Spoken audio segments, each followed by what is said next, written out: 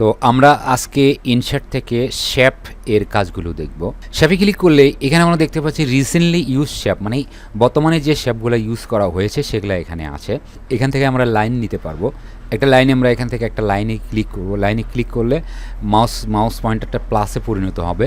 Keyboard থেকে shift চেপে ধরে যদি আমরা টান দিই তাহলে কিন্তু এটা খুব সোজাভাবে একদম লাইনটা আমরা টানতে পারবো।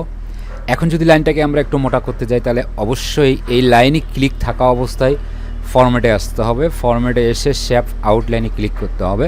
সেখান থেকে এখানে উইট আমরা কত দিব সেটা এখান থেকে দিতে পারবো। আবার এখান থেকে আমরা ড্যাশে পরিণত করতে পারবো। আবার এই শ্যাপ আউটলাইন থেকে আমরা এখান থেকে কালার করে দিতে পারবো। তারপরে ইনসার্টে আবার আসলাম, শ্যাপে আসলাম, এসে এখানে দেখতে পাচ্ছি ফ্রি ফ্রম, এই ফ্রি ফ্রমে ক্লিক করব। এখান থেকে আমরা যে কোনো কিছু আমরা কিন্তু সুন্দরভাবে আর্ট করতে পারবো। তো এখানে একটা গাছের মতো আমি কোনো কিছু আর্ট করব। তো এখানে চেপে ধরে মাউস চেপে ধরে কিন্তু টান দিতে হবে। যতক্ষণ পর্যন্ত কাজ শেষ না হবে ততক্ষণ পর্যন্ত মাউসটা আমরা ছাড়বো না। যেখান থেকে শুরু হয়েছিল সেখানে এসে জাস্ট ছেড়ে দিব, তাহলে কিন্তু এখানে একটা শ্যাপ এখানে তৈরি হবে। তারপরে আবারও ইনসার্টে আসবো, শ্যাপে আসবো, এসে আমরা এই ফ্রি ফ্রমে ক্লিক করব। করার পরে নিচ দিক থেকে এখান থেকে টান দিয়ে আমি এরকম করে নিয়ে এখানে দিব। অনেক সময় দেখা যায় এইরকম আসে, লাইনটা কিন্তু এখানে মানে ছাড়তে চায় না। তখন যেখানে শেষ করছি এখানে এসে ডবল ক্লিক করলে লাইনটা এখান থেকে চলে যাবে। আবার অনেক সময় আমরা দেখতে পাই লেখার উপরে এরকম শ্যাপ ইউজ করতে হয়। তো এটাকে আমরা ক্লিক করে ডিলিট করে দিলাম। এখন এর উপরে আমরা একটা শ্যাপ সেট করব।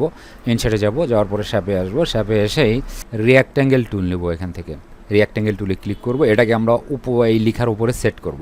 তো যে লাইনটা আছে লাইনটার একটু উপর থেকে আমরা টান দিব। দেওয়ার ফলে দেখা যাচ্ছে যে এখান থেকে কিন্তু আমাদের লেখাটা আমরা দেখতে পাচ্ছি না। সেক্ষেত্রে আমাদের কী করতে হবে, এই শ্যাপে ক্লিক থাকা অবস্থায় শ্যাপ ফিলে আসতে হবে।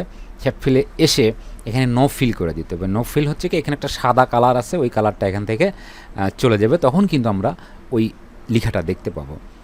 এরপর আমরা এখানে শ্যাপের এখানে ইনসার্ট থেকে শ্যাপে আসবো। এখানে আমরা দেখতে পাচ্ছি যে কার্ভ, এখানে কার্ভ করা আছে। কার্ভে ক্লিক করব, করার পরে এখানে ক্লিক করব, সাদা অংশে ক্লিক করব, করার পরে এখানে আসবো, এখানে জাস্ট ক্লিক করব, আবার নিচের দিকে আসবো।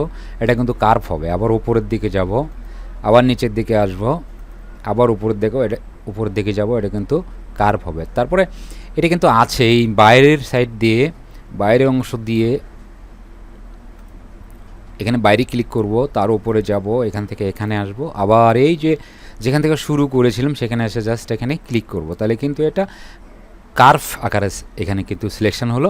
এখন যদি এটাতে কালার দিতে চাই অবশ্যই আমাদের এখান থেকে শ্যাপ ফিলে আসতে হবে। শ্যাপ ফিলে এসে গ্রেডিয়ান ইউজ করব। আচ্ছা, গ্রেডিয়ান ইউজ করতে পারি আমরা, গ্রেডিয়ান দিলাম। তারপরে এখান থেকে শ্যাডোতে এসে আমরা যদি এই শ্যাডোটা দিই তাহলে এগুলো নিচ দিয়ে একটু শ্যাডো হবে। উপরের যে অনেক সময় পিসটার উপরে এরকম কালারিং করতে হয় অথবা এরকম ডিজাইন করতে হয়, সেই ক্ষেত্রে আমরা কার্ভ ইউজ করব। তো আশা রাখি বন্ধুরা আপনারা বুঝতে পেরেছেন। এই শ্যাপের পরবর্তী টিউটোরিয়াল দেখার আমন্ত্রণ জানিয়ে আজকের মতো এখানেই শেষ করছি। যারা নতুন দেখছেন আমার চ্যানেলটি সাবস্ক্রাইব করবেন, আর যারা অলরেডি সাবস্ক্রাইব করেছেন তাদেরকে অনেক অনেক ধন্যবাদ।